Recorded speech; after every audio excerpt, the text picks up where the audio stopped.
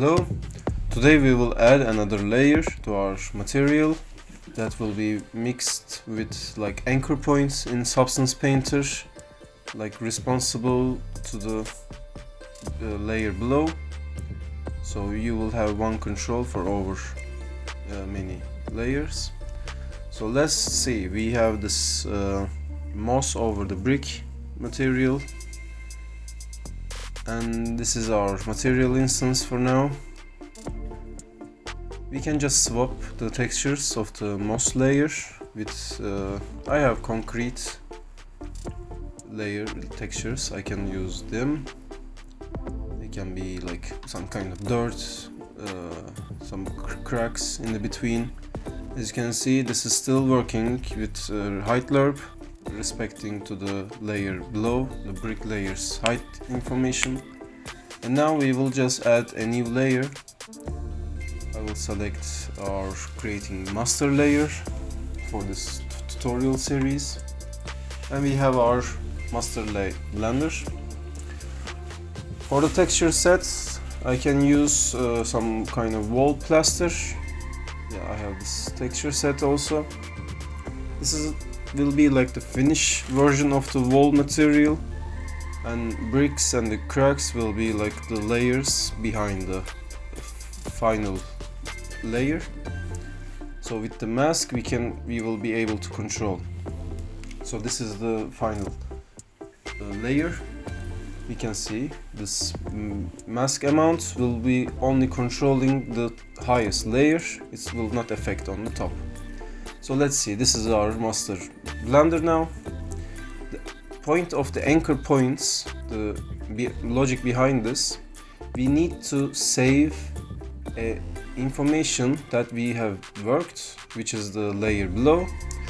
So we have custom data channels in the set material attributes, and if we use the base mask to overwrite this channel, and then from the bottom layer, when we get material attributes, we can receive this custom data, and we can say, okay, I want to use this information in the layer creation. This is like the anchor points in the substance, like you will set the anchor points.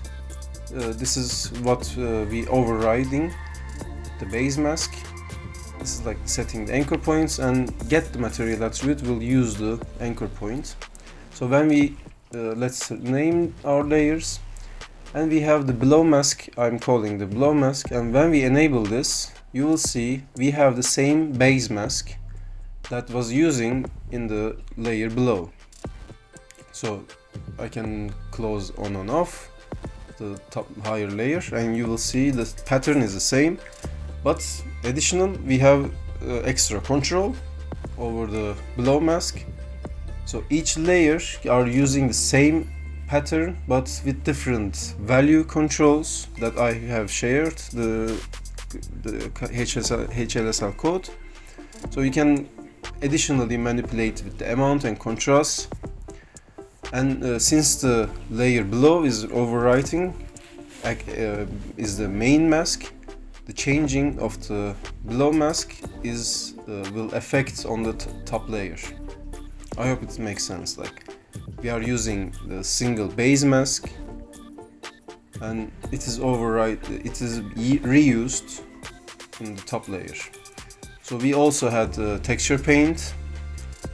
We can increase the resolution, and then we need to fix there. And then when we paint, you will see that our texture paint is our main mask, base mask.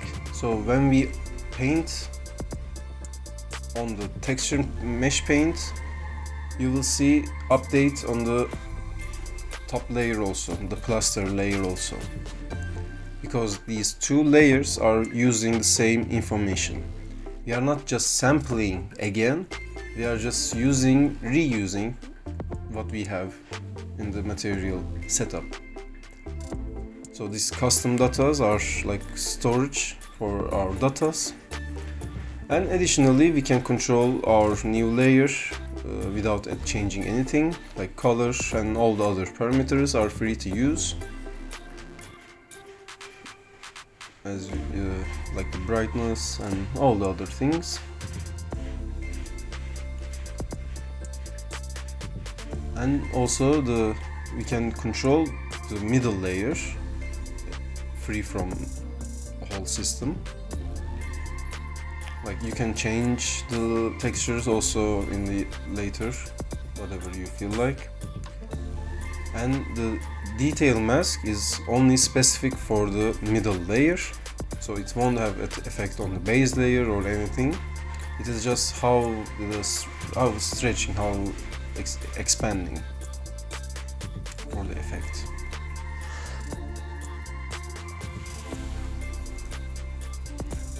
So for the top layer, when we control like a high contrast, we will have this same mask but with a higher contrast. You know, in the bottom we have this mortar and brick blending, whatever it feels like, but we can say, okay, high contrast, this amount, whatever we feel like. So let's reorganize our system.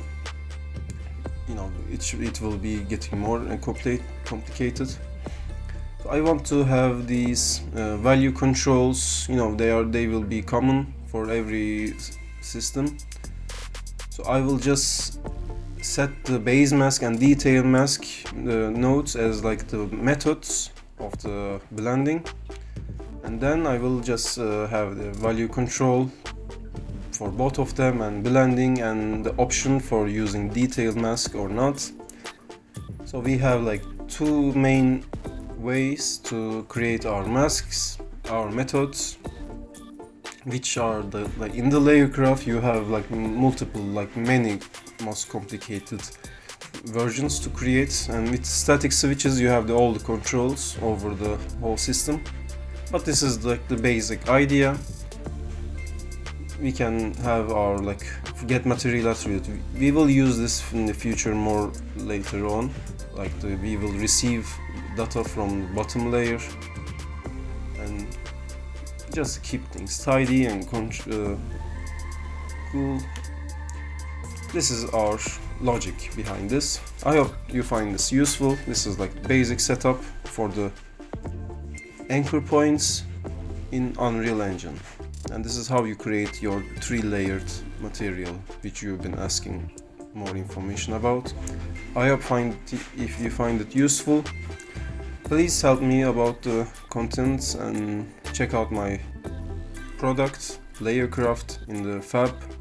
And thank you so much for watching. Bye.